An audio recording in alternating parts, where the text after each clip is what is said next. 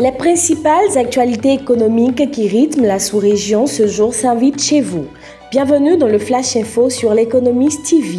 Actionnaire de la Banque européenne pour la reconstruction et le développement depuis avril 2024 et officiellement reconnu comme pays d'opération en juillet 2025, le Bénin vient de bénéficier de l'accompagnement de l'institution bancaire européenne. Vendredi 12 décembre, la banque a annoncé l'octroi d'un prêt de 30 millions d'euros à la Société béninoise d'énergie électrique, marquant ainsi son premier financement en Afrique subsaharienne. Ce soutien vise à renforcer le réseau électrique, notamment en zone rurale avec le raccordement prévu de 120 000 nouveaux foyers dans plusieurs régions du Bénin. Cette initiative s'inscrit dans un programme global de 173 millions d'euros cofinancé par l'Agence française de développement et la Banque européenne d'investissement pour améliorer l'accès à une électricité fiable au Bénin. En Afrique de l'Ouest, un nouveau chapitre s'ouvre à la CEDEAO. Le Sénégal assurera la présidence de la commission de l'organisation pour la période 2026-2030. Ce choix, acté à Abuja lors de la 68e session des chefs d'État, est perçu comme une reconnaissance du rôle diplomatique du pays et du leadership du président Bassirou Diomaye Faye. Cette prise de fonction intervient dans un contexte complexe marqué par le retrait de certains États membres et les défis persistants liés à l'intégration régionale et à la stabilité politique. Toujours sur le sommet d'Abuja, la conférence des chefs d'État et de gouvernement de la CEDEAO a condamné avec fermeté la tentative du coup d'État au Bénin et réitéré son attachement à la démocratie et à l'état de droit. Les dirigeants ouest-africains ont salué le déploiement rapide et coordonné de la force en attente de la CEDEAO, intervenue en appui aux forces républicaines béninoises.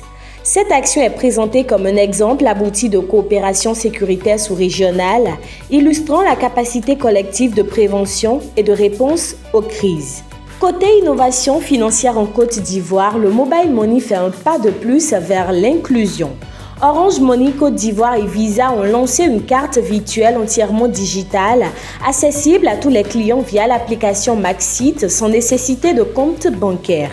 Cette solution permet des paiements en ligne sécurisés, aussi bien en Côte d'Ivoire qu'à l'international pour le e-commerce, le streaming, les voyages ou le freelancing.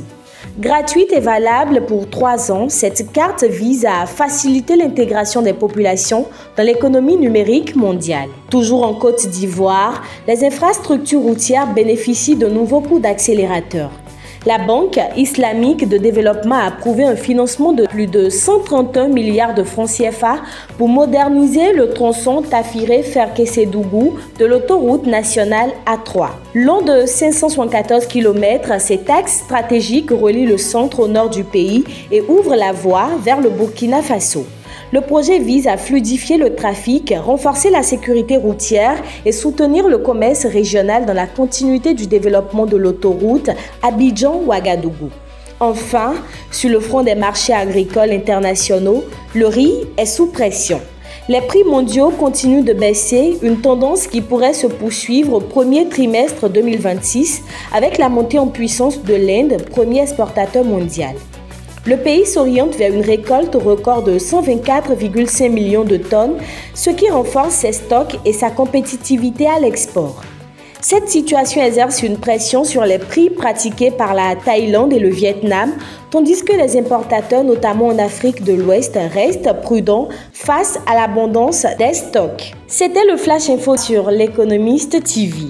Pour rester informé en continu, suivez-nous sur nos plateformes digitales, notamment sur le www.l'économiste.bj et sur l'Économiste TV.